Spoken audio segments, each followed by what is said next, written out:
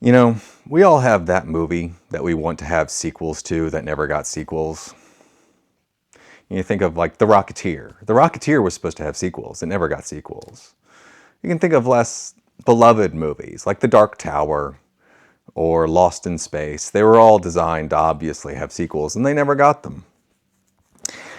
For me, I have two movies in particular that I really want sequels to that I'm never going to get sequels to. They are John Carter and King Arthur, Legend of the Sword.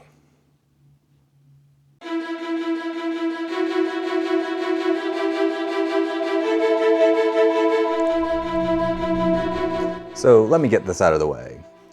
Both John Carter and King Arthur Legend of the Sword were massive financial failures.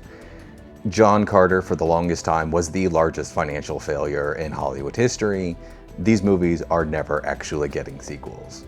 King Arthur, if lightning strikes the same place 15 times in a row, has a 1% chance of ever getting a sequel. It is not getting a sequel. So this is not a plea for it to happen. I just know it's not going to. What this is a celebration of two movies that I feel like are overlooked, and then just kind of a supposition about what sequels could have been. I really like these movies.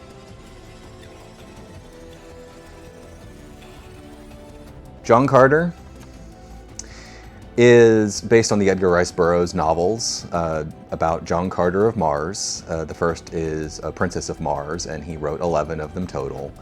And so you can immediately see why Disney would have decided to spend a crap ton of money trying to make this into a franchise. I am not surprised that it was a financial failure. It's not just the corporate moves, it's the movie itself. There are a couple things. First, the elephant in the room. I like Taylor Kitsch fine in the central role as John Carter, but he doesn't have that easy charisma that you expect from a movie star leading a movie like this. I don't know how he got the job. I genuinely don't, because he's fine, but I cannot imagine he was the best choice. You know, there was just someone with an easier air about him that just made more sense. The other thing is the history of John Carter itself. John Carter started as a pulp novel in the 19-teens. This story is really old. It's also incredibly influential. Its DNA is in so much modern fantasy and sci-fi that it makes the original feel derivative. So if you don't know what John Carter is, if you just see these somber trailers, it looks like a generic sci-fi fantasy movie. And you know what? I can see mass audiences looking at that and saying, yeah, it just looks like anything else. It doesn't look that unique. You know, it looks like Dune crossed with Star Wars crossed with whatever else. And you know what? John Carter's DNA is in both of those things. And so it ends up making a revival of it feel derivative. So of course audiences are going to be curious as to why this thing even exists, not really curious about, ooh, what fun adventure am I going to have, as everyone looks really sad in the trailers. So no, it doesn't surprise me that this movie was a giant failure.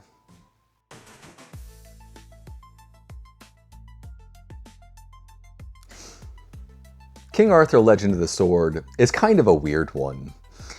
It is Guy Ritchie making a historical epic fantasy about King Arthur.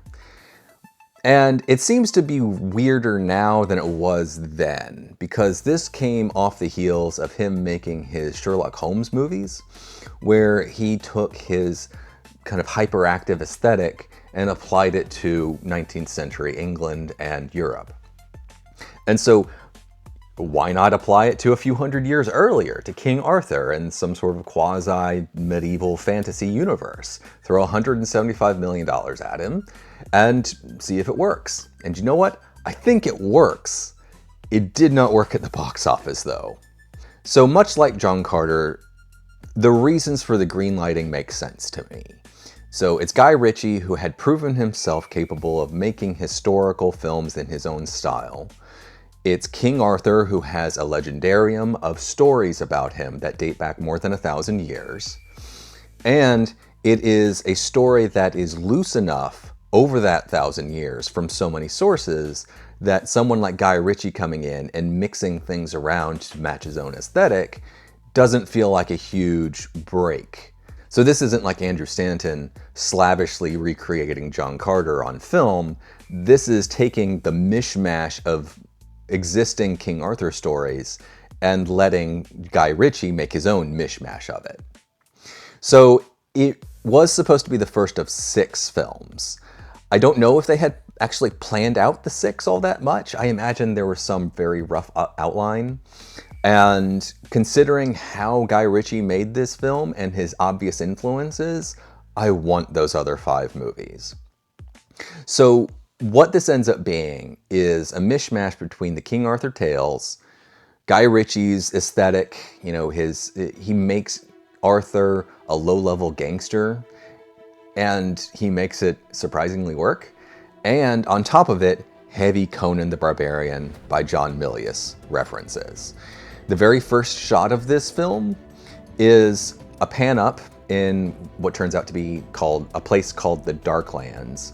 On the left side of the frame is a temple that greatly resembles Thulsa Doom's temple at the end of Conan the Barbarian.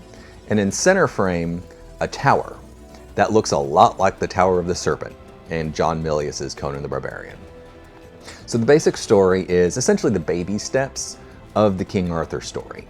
Uther Pendragon is deposed, Arthur is lost and goes off. He is taken in by a brothel. This is not generally the story of Arthur. He's taken in by a brothel and he's raised as a tough, and he becomes this good, honorable guy who's out there to, take money from people, but also to protect the women of the brothel. And the sword reveals itself. The king at the time is Vortigern, whom the story makes Arthur's uncle. Vortigern was a figure from Arthurian legend, although he is more around Uther's time. I think he's supposed to be dead by the time Arthur is born. So again, mishmash. And Vortigern did have some kind of tower in legend, and so him being attached to a tower, which he tries to build throughout the film, it's this combination of Arthurian legend and obvious Conan the Barbarian references. And so, Vortigern has all of the young men in England come to try to pull the sword from the stone once it reveals itself. Arthur reveals himself, and Arthur has to decide to embrace his destiny as the born king. And that's done through his own group of toughs. That's done through the existing resistance against Vortigern, led by Bedivere. And you know what? It's this mix of Guy Ritchie's low-level street guy aesthetic with weird fantasy stuff. And I really enjoy it. I like John Carter more than this. I think this is pretty good. I think it's a little too messy. I think it doesn't come together in certain moments, but this is one of those films which could be called a vibe film. And Patrick H. Willems coined this phrase. He was mostly talking about Tenet, but I think this fits for me. I get on this film's vibes, and I love it. I don't love the movie, but I love the vibes. I really liked the movie. I think the movie is shockingly well written. Not like great, but solid screenwriting technique. And it is surprised because within individual sequences, it feels like Guy Ritchie threw everything into a blender. So it doesn't feel like individual sequences have this great filmmaking foresight. But there is a very strong 3-act structure going on where it is Arthur discovers who he is, Arthur has to embrace the power of who he is, and then Arthur has to accept who he is as the born king and defeat Vortigern. And I really like it, but I love the vibes of it.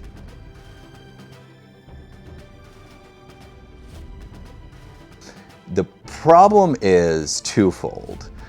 First of all, they hired Andrew Stanton, who had no experience in live-action filmmaking. He was the Pixar guru who made both Finding Nemo and WALL-E. He went into the production massively arrogant. There's some quote from him where he says that he is there to teach the people who do live-action filmmaking for a living how to do their jobs. And he ended up filming the movie essentially twice. He did so many reshoots that he essentially made the movie 2 times. And so yes, the movie cost $300 million, and a lot of that is on Andrew Stanton, and a lot of that is on his producers. Apparently his producers had very little experience in feature filmmaking. It was a massive blow up in terms of costs. In addition, Disney lost faith in the film months before release.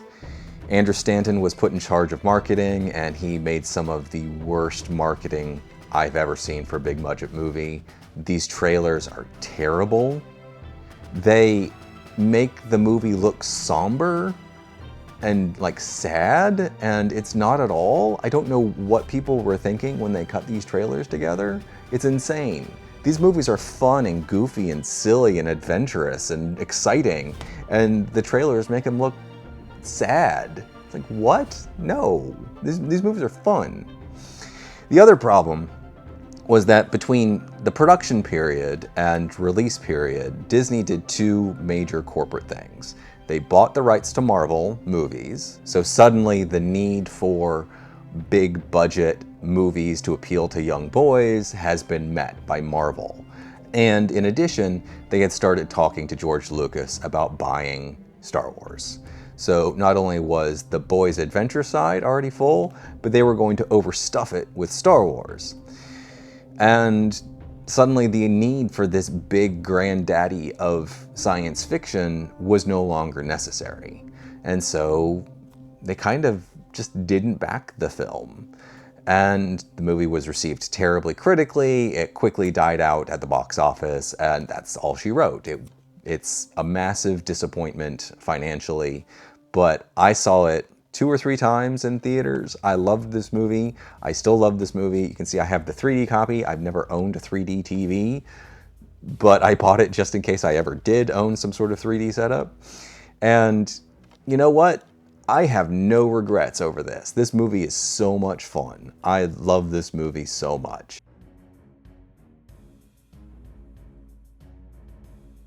And this failure makes a bit less sense to me than John Carter's failure, but it still makes sense to me. So, and it starts with the trailers. I think the trailers are really good. I think they sell the film well. I think they sell the film as it is. I think they make it seem fun and exciting, and I think that it accurately depicts what the film actually will be. The biggest problem seems to be just that it was so expensive. It cost $175 million, and you can see every penny on screen. It looks like an expensive film, but a lot of it feels indulgent. So when it only pulls in $145 million, it doesn't matter what ancillaries will happen. The movie's a failure. It's going to lose a lot of money. And I think it extends from a basic assumption that, you know, once one high fantasy, medieval fantasy thing comes along and is reasonably successful, or even largely successful, well, that means that mass audiences have a great appeal for medieval high fantasy. And I don't think they do. I think the exceptions are just that. They're exceptions. You know, the big exception over the last 30 years was The Lord of the Rings. Everything else has just bombed horribly. You think Aragon, big bookseller, miserable failure. Percy Jackson didn't do very well, although that's more in the Harry Potter space. This did really poorly. You have to kind of go back to the 80s, to the high point of fantasy in film, and even then they weren't that successful. You know, you think of something like Conan the Barbarian, you know, it made $70 million. It was not top 10 of that year. It was not a huge success. And, you know, the 80s is full of these little movies that didn't cost that much because they were mostly just filmed in forests with occasional special effects that did reasonably well, but, you know, they weren't making Ghostbusters money. And I think the idea that, oh, we'll pump 175 million into a high concept fantasy of King Arthur was just a bad assumption. You bring in the budget, maybe you can have something to actually build off of, but throwing all the money at this, I love watching the waste of money on screen, but you could have done a lot of this for cheaper. You know, the giant elephants at the beginning, that looks like a $20 million sequence on its own. And you could have done that significantly cheaper. The final fight between Arthur and Vortigern is massively CGI'd. And you know what? You could have done that for a tenth of the cost by just having a giant dude instead of a CGI creation.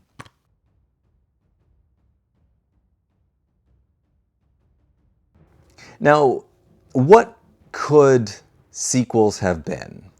Now, there's a big reason Disney decided to spend a lot of money on John Carter in the beginning. And it has everything to do with the fact that there was already a plan in place. There was no question about where the story would go. It would follow at least the first three books that Edgar Rice Burroughs wrote: A Princess of Mars, The Gods of Mars, and The Warlord of Mars. And John Carter follows A Princess of Mars fairly closely. There are some changes. There's an explanation for how John Carter can transport between Earth and Barsoom, Mars, that Edgar Rice Burroughs never comes up with. The Therns are more important in John Carter than they are in A Princess of Mars. There are implications of like moving on to Earth that aren't really in the original book, which is designed to make the fight, obviously in like further entries, more immediate to John Carter, even though he kind of rejects Earth and moves to Mars. But from like a grand narrative point of view, just kind of the major plot points, it is A Princess of Mars. So where would sequels have gone? Well, the first one, the first sequel, would have essentially been The Gods of Mars, where he shows up and he finds himself in the Valley of Dor, and he has to fight off the goddess of Is and black pirates, and the Therns are more prevalent in the book. So, you know, you can just feel this buildup of a larger conflict as the world expands, as we see this underground kingdom, as we see the black pirates, a new race that kind of gets brought in to fill out things. And also, John Carter has a son, you know, a 10-year-old who wants to, you know, fight like his mythical father who's been missing for 10 years.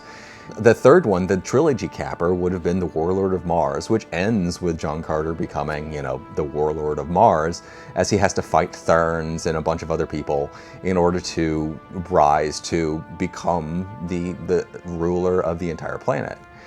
And I mean, there's your trilogy.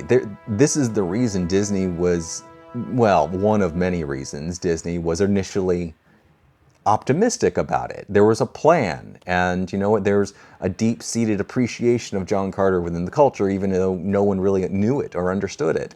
And instead of selling it as just this grand fantasy adventure, Andrew Stanton decided to sell it as a somber, reflective thing that has a long history that you don't know.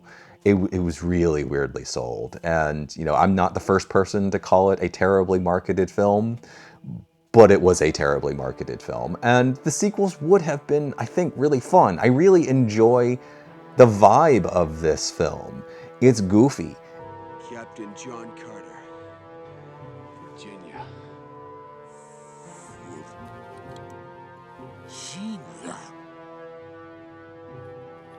Virginia. It's fun. It's earnest. You know, it doesn't have an ironic bone in its body. And so it's all about John Carter leaping like Superman on the surface of Mars to become a hero. You know, they insert this story of, you know, he's running away from his past and he finds something to fight for on Mars, which isn't a huge break from the books. But it's like, it's basic hero stuff. And it's really fun. And again, it has this wonderful sense of humor around it, especially around Tars Tarkas and everyone calling him Virginia. Virginia. kind of clash of culture stuff, which is very fun. And I was very adamant when this movie was actually in theaters to demand everyone go, because I knew sequels would be just as fun. No one listened to me. It died out. I was nobody. I'm still nobody. But you know what? I still dream about those sequels. They'll never happen. They will never ever happen. I doubt anyone was ever going to touch John Carter again because this was such a massive failure. But you know what? Sequels would have been fun.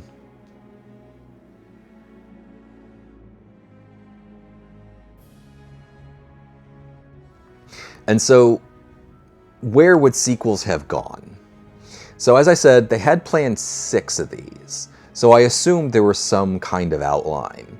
I've never seen the outline. I doubt it'll ever come to light. But what I imagine the direct sequel would be based around what's actually missing from this. So as I said, this is the baby steps, the first baby steps of King Arthur's journey. There are only 3 knights named who are actually part of the Round Table by tradition. It's Percival, Bedivere, and Tristan. There are 2 more, William and George, but they're traditionally not part of the Round Table. I assume George was added because they would do dragons later, which would have been cool. But you think of the major knights of the Round Table who are missing, and it's Lancelot, Galahad, and Gawain. So 3 major knights missing, including Lancelot. There's the character of the mage, who is a woman, who's obviously of French origin, who is supposed to be Guinevere. She was written to be Guinevere in the beginning, but through post-production, they scrubbed all of the mentions of her being Guinevere, and she's only mentioned as mage. So you could introduce Guinevere in a later film. Merlin is seen 1 time in flashback, and we don't even see his face. So Merlin is still to come in. There is a character called Mordred who dies in the prologue, but that doesn't mean that you can't have another Mordred later named after him. And in fact, when Mordred dies in the prologue, he just kind of vanishes. So is he actually dead? You could bring him back. I don't know. Time travel? I don't know. Hopefully not. Never happening. Doesn't matter. And the last big one is Morgan Le Fay. Morgan Le Fay is never mentioned. So Morgan Le Fay is, Arthur's sister, who he doesn't know is a sister, and he has sex with, and from that union is born Mordred, and Mordred is the one who ultimately kills Arthur. Bedivere takes Excalibur, sends it to the Lady of the Lake, and Arthur ends up being transported to Avalon, where he will recover until England needs him again. That's generally kind of the end of the story. And at the end of this, all we have is an incomplete Round Table. So what I imagine a direct sequel would have been, it probably wouldn't have been this, but this is kind of what I imagine. In the north of England, a big battle between mages is happening. It's Merlin versus Morgan Le Fay. But in the south, near London, near Londinium, Arthur is unconcerned. He is not being drawn into a battle between mages. He has a kingdom to run. And into this kingdom comes Lancelot from France. Lancelot is there to challenge Arthur, to prove that he's the best knight ever. There's a tourney, and because this would be a Guy Ritchie film, the tourney would include bare-knuckle boxing, and Arthur and Lancelot would become fast friends through, punching each other, because that's what men do in these movies. And it would be awesome. But Lancelot has a secret. He's being manipulated without his knowledge by Morgan Le Fay to distract Arthur from including himself in the northern battle with Merlin. And so Mage comes down. We don't make her Guinevere. It's just Mage comes down and she says, Arthur, you have to come and help. And you spend the second act trying to break Lancelot of this unknown control. And then the third act is this big battle with not necessarily Morgan Le Fay herself, but like some heavy. You create a heavy for this film. And the heavy is controlling a giant, think Shadows of the Colossus monster that rises out of the earth. He's got like trees on his shoulders and head. And, Arthur and Lancelot have to use the power of teamwork and friendship to climb up the back of the thing as it's, wiping out towns or whatever, and Merlin is using magic from below, and they have to go up there to defeat the Heavy, and they defeat the Heavy, and the thing crashes down. Something like that. And I imagine that with Guy Ritchie's aesthetic that he brings to this, heavily influenced by Conan the Barbarian, very expensive, with plenty of time for people to just bare knuckle box. And I get excited by it. It seems like a fun idea. And I want more of these. I really like this film and I want more of them. But again, this movie was a huge box office failure. It reportedly lost Warner Brothers $150 million. That's a lot of money. So no, the only way this sequel ever happens is if Guy Ritchie really, really wants it. He makes a movie for Warner Brothers that makes a lot of money, and Guy Ritchie decides to use that clout to bring King Arthur back. Again, lightning striking in the same place 15 times in a row. It's not happening. 1% chance. If that happens, it's not happening.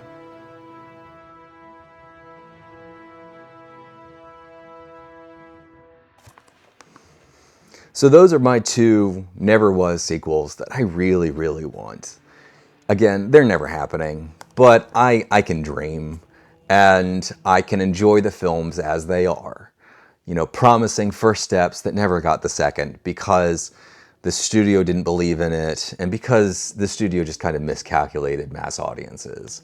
And I really like these films. And so what's the ultimate point of this video? Just kind of a celebration of them. I think they're fun. I think this one is slightly better than this one. I just have a really good time with both of them.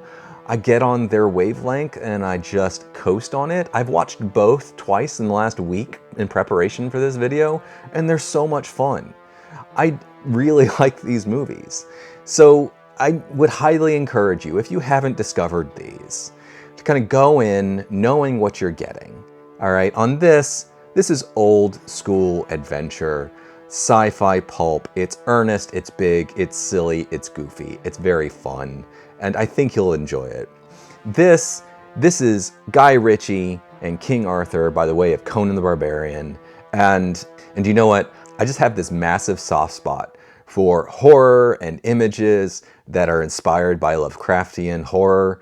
And Robert E. Howard was heavily inspired by Lovecraft, a guy he had a correspondence with. And Milius brought that to the screen in the early 80s. And Guy Ritchie filters it through his own thing here. And I really like it. I think it's fun. But you know what? I'm never getting my sequels. All I can do is spread the love of these. And you know what? Hopefully I'll convince one of you to check out one of these, in which case, mission accomplished.